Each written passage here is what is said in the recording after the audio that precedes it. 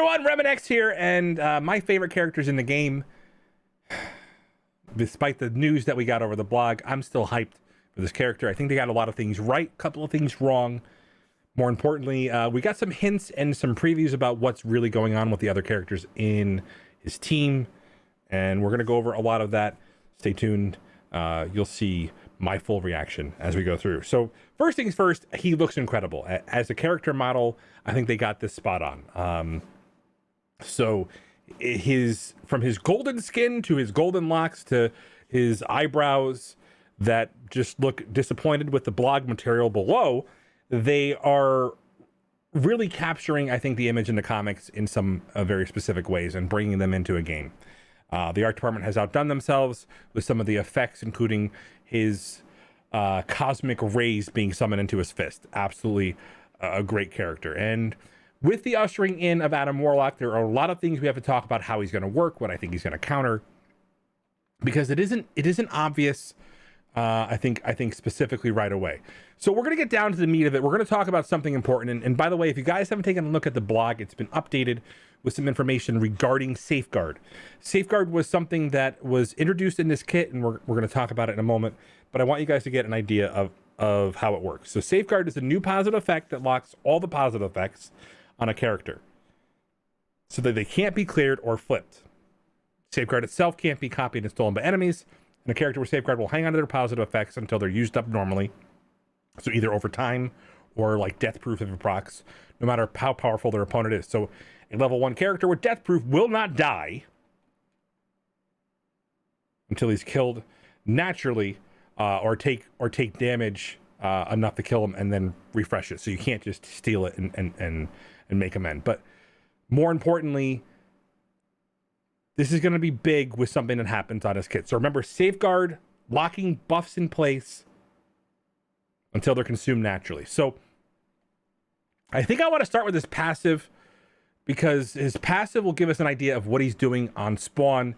So you get an idea of why I think, and I'm a little concerned by this because I just want to kind of go over, we just got really hyped about these Hero for Hire team, and a lot of people are going hard investing on a war defense team. And so we're kind of hoping, because really, realistically, we felt, if you guys have faced Heroes for Hire, you have felt some crazy things happening. Whether or not the actual resistances are supposed to be that high to be able to drop that charged are a whole nother story.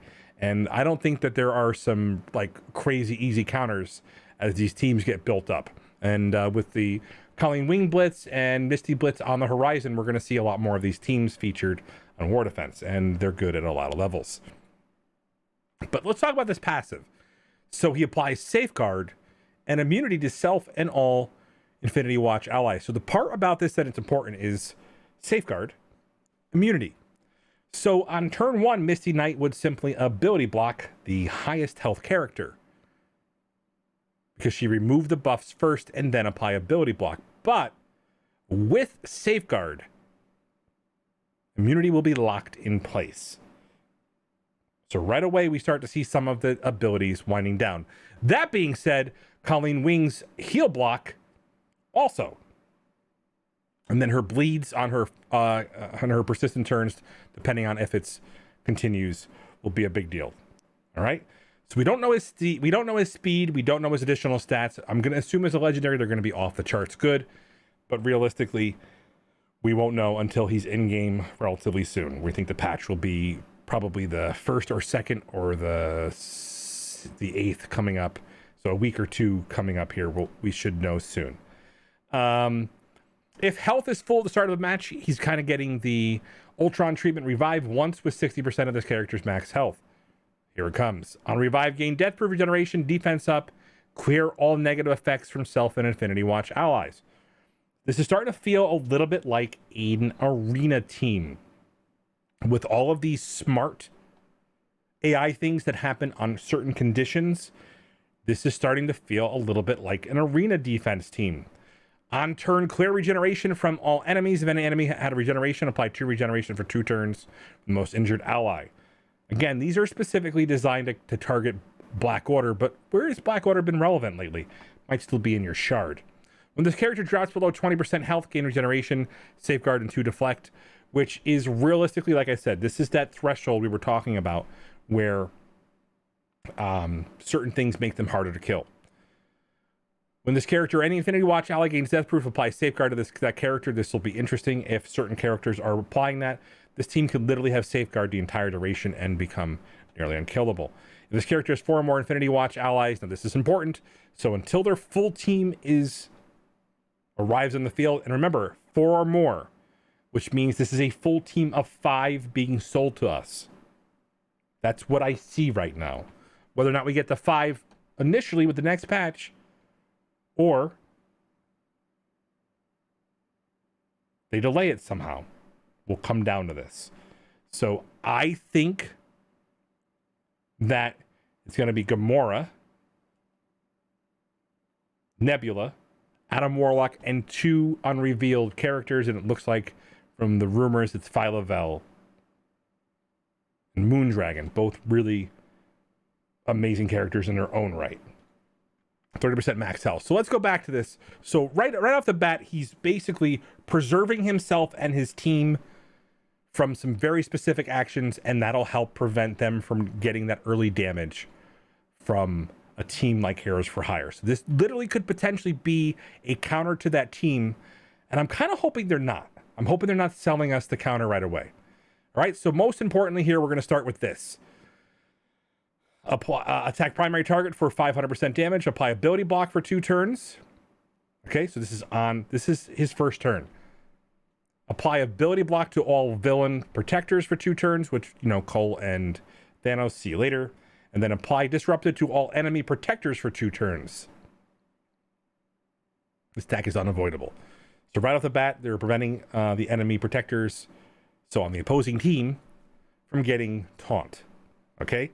So this is a big deal, guys. This is a really powerful turn 1 ability, regardless of what you think. So then the ultimate, which is his second turn. Okay, so the second turn he takes, he's going to be applying safeguard again to his team. He's going to attack the primary target for 420% damage, apply stun, and then apply stun to a second member via this new chain, the chain mechanic here. The target within 2 spaces, the primary target. Again, cannot be counterattacked. And then we're going to talk about his basic. Literally, even if he's ability blocked, he is going to attack the primary target for 350% damage, prolong the duration of all negative effects, and then apply bleed for 2 turns. If he has a high damage stat, this bleed can wind up being incredibly powerful. But more importantly, on a basic ability, and we'll have to see what happens on the counter, I'm going to guess it applies the bleed. But prolonging the duration of all negative effects is very, very powerful. This in itself is a legendary basic ability in this new generation of these basics that are off the charts good. So again, the only thing I really have a problem with is the fact that he is Mystic. And I feel like they missed out a little bit to his early origins. I really think they could have made him bio. But this just doubles down on the fact that they want us to invest in things like symbiotes going forward. So this Infinity Watch, we'll have to stay tuned and watch for more of these characters being revealed. Looks like Nebula is going to be supplying some additional buffs to the team. Either her abilities or her passive will allow them to be shared whenever she gains buffs. So I kind of see her as a Mystique 2.0. But make no mistakes, if you guys go back and watch Strike Time, Gamora looks like a new Thanos type character. So it looks like she may very well be the powerhouse of this team. We'll have to see what the actual rework looks like, but it looks devastating. She looks pretty cool with her new sword. I'm excited for this team. I hope you are, even if the requirements are well out of reach. And again, that's for the 7-star. So we're going to talk about that a little bit here. So everybody's like, what are the unlock requirements? And this is something that I think hit a few people a little bit hard. Jubilee at 5-star, no big deal. 4 X Factor characters at 5-star. Wait, where are they farmable?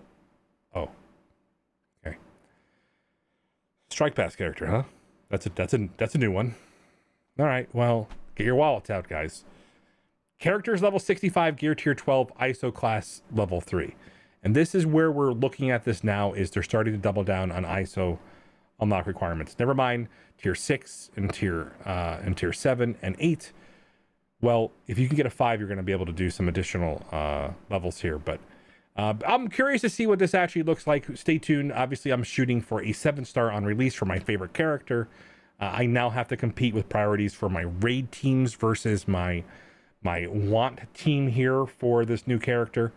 And my excitement literally dwindled a little bit seeing all the different unlocks on here, and my fear for how the community would respond to this. But if this is the counter for Heroes for Hire, and it's only attainable at very, very high levels, well, this doesn't matter. You guys have already been teased about there's probably going to be a video with this unbeatable war defense team coming up soon. We'll have to see who does that first. Anyway, guys, love you much. I do things so you don't have to. And I hope I'm not the only person excited about Adam Warlock coming to the game. We'll check you guys soon.